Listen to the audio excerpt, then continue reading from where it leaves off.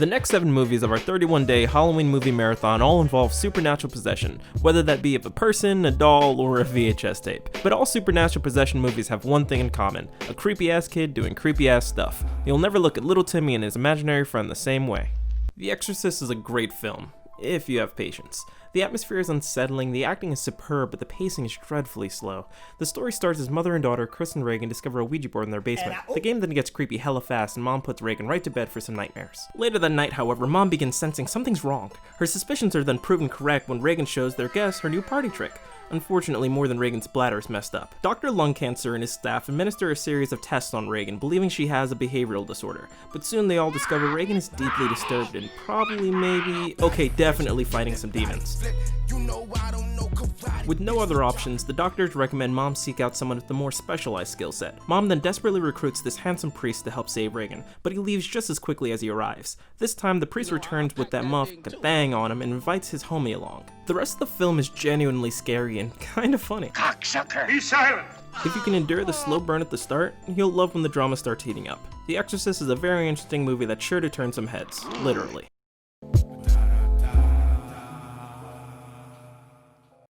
Insidious is a very suspenseful and creative take on the supernatural possession genre. The setup is pretty familiar with a suburban family moving into yet another creepy old house, but the execution and plot twists are what really stand out here. So one night, this dumb kid is lured into the attic where he learns the hard lesson that capes don't actually let you fly. Hearing the loud thud, his parents then rush to his aid. However, the next morning, dumb kid is either really hungover or like dead. Turns out he's in some sort of coma, but even the doctors aren't too sure. After 3 months, the family decide to take him home. Unfortunately, his arrival brings some disturbing signs that something worse is happening.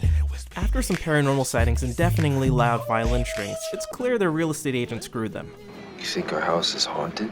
I don't think it, I know it. The family book it to a new neighborhood, but same old just a different day. It wasn't the house that was haunted, it's Dumb Kid. Desperate, they recruit great value Hillary Clinton and her Ghostbusters to help them save Dumb Kid and defeat the Darth Maul demon that wants their son's soul. The stakes then really ramp up with a climax in the ghost dimension that's eerily reminiscent of a Halloween Horror Nights house, with some fun and satisfying scares.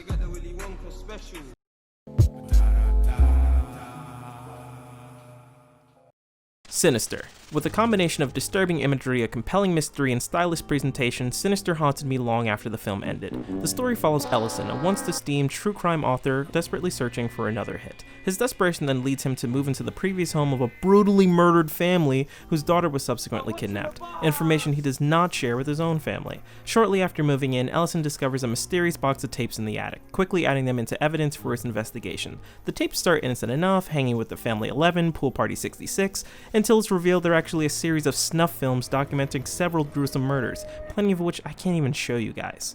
He briefly considers reporting his discovery, but ultimately decides he's all about that paper. Ellison then recruits Officer So-and-so to aid in the investigation of the tapes and the murder that took place in his home just a year prior. The rest of Sinister is then a roller coaster of reveals and horror. You really sympathize with Ellison's deteriorating mental space and fear for his safety when it becomes clear there's something much more sinister at play. I consider Sinister to be the scariest movie in our marathon and woefully underrated.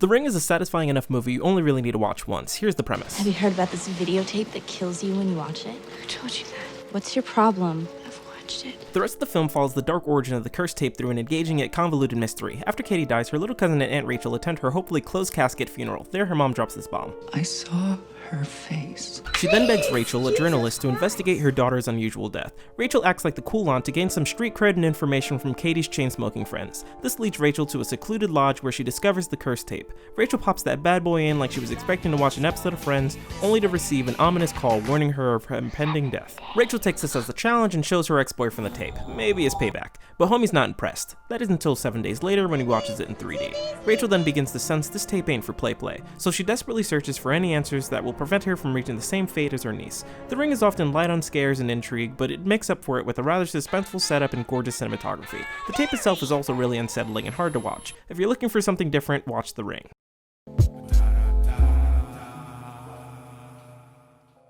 Paranormal Activity 3 sucks. It's actually the first movie in chronological order, but that doesn't matter because they all suck. We follow this wannabe blogger after he starts dating this chick with really creepy kids and an imaginary friend named Toby that's some sort of demon perv. So anyway, the couple decide to start an OnlyFans. Film us having sex. Okay. Really? But a sudden earthquake ruins the mood. They sadly book it before getting busy. David Dobrik reviews the footage but notices a figure watching them. His girl doesn't believe it though. Paranoid, David sets up cameras around the house, turning their home into an episode of Ghost Hunters. Later that night, the creepy daughter decides to spy on them, hoping for part 2 of their sex tape, I guess. Then she talks to her friend, disappointed by the lack of action. David then confronts her about being super sus. Convinced Toby is real, David builds a new camera rig, hoping to get a better glimpse of him. Instead, he captures evidence that he and the babysitter are definitely having an affair. Hi, Dennis. Toby doesn't like cheaters though.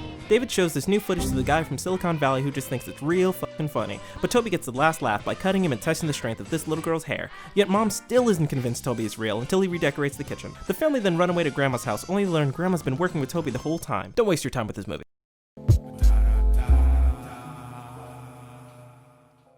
Annabelle Creation is a surprisingly good movie. I went into this film with pretty low expectations, and they were greatly exceeded. The film opens with a doll maker, his wife, and their daughter Annabelle being the cutest family yet. Okay, so 12 years later, the family decide to open their home to an all-girls orphanage. We then follow Janice as the rest of the girls explore their new home. Janice wanders towards a room that's locked, and Mr. Mullen gives her the meanest mug ever, warning her to never go in. And I'm sure you know where this is going. Later that night, someone slides Janice a mysterious note. Janice doesn't play that and goes searching for the sender. This leads her right to the locked room, but for some reason, it's open. Inside, she finds the world's creepiest doll. Janice can barely look at it, tossing a blanket over its ugly-ass face. The Annabelle doll then confronts Janice for disrespecting her. Janice stands her ground, not realizing Annabelle wants all the smoke. They squabble and Janice ends up in a wheelchair. Annabelle's still pretty salty though and has Janice delivered straight to her, but she throws up in her mouth rather than throwing hands this time. Janice ends up possessed, and the rest of the movie is an exciting, desperate effort to defeat Annabelle and save Janice. I found Annabelle Creation to be both scary and fun. It's by far the best— oh god, the doll's ugly.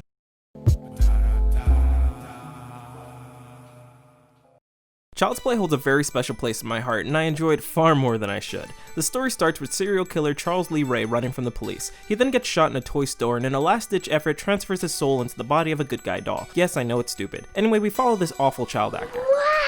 His name is Andy, and it's his birthday today, so his mom gets him a box full of disappointment, but after a brief tantrum, she runs out and buys a good guy doll off some bum on the street. The good guy introduces itself, I'm Chucky. and they live happily ever after. Until Andy's babysitter turns off the TV while Chucky's watching the news and takes a hammer to the face, sending her right out the window. Andy's mom comes home and detectives tell her they suspect foul play. Andy claims Chucky did it, snitching on his homie faster than Tekashi 6ix9ine. That Maggie was a real bitch and got what she deserved. Damn, Andy. Authorities think Andy must be sniffing his glue and threaten to take him away, so Andy tries to muscle Chucky into a confession.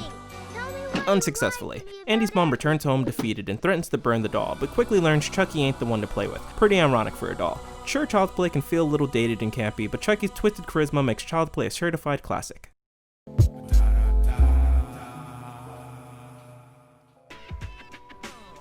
If you like Child's Play, you should like Child's Play 2.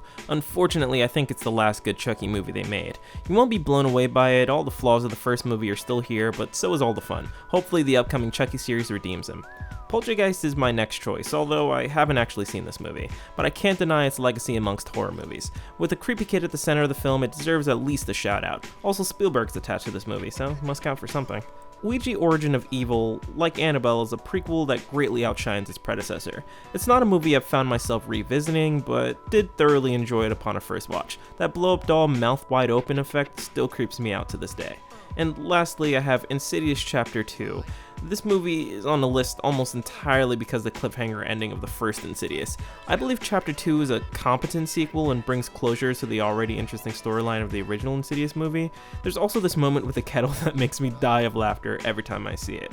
And that about does it for this section. Supernatural possession movies can often be pretty hit or miss, but they're undoubtedly a staple of the horror genre. These 7 movies should have you looking over your shoulder the next time little Timmy is caught talking to himself or starts drawing family portraits with the boogeyman holding his hand. Subscribe and like this video for more content. There's still plenty more movies to watch in our marathon.